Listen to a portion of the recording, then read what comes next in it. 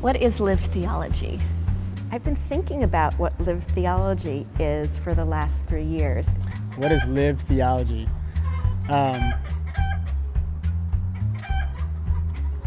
Okay. So what is lived theology? I don't know what unlived theology looks like.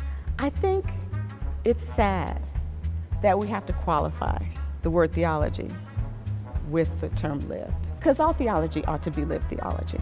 Theology as something that's not abstract, not as thought, not as doctrines or dogmas, but actually as a way of living. Lived theology focuses on that aspect of religion, part that's messy, the part that comes more out of the layperson rather than the clergy or the organization or the institution. Lived theology is theology unleashed from its enslavement, its bondage to rigid academic structures.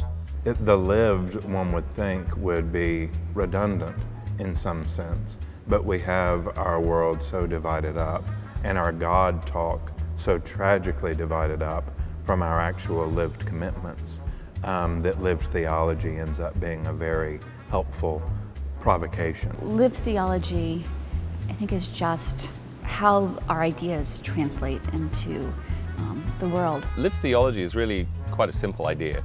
It's the idea that communities sort of embody their theology, that their theology shapes them and the way they are.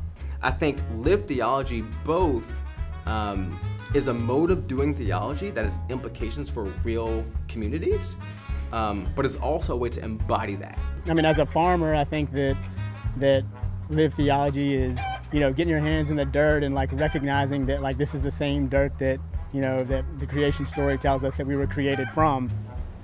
I just think lived theology is all theology when you do it right.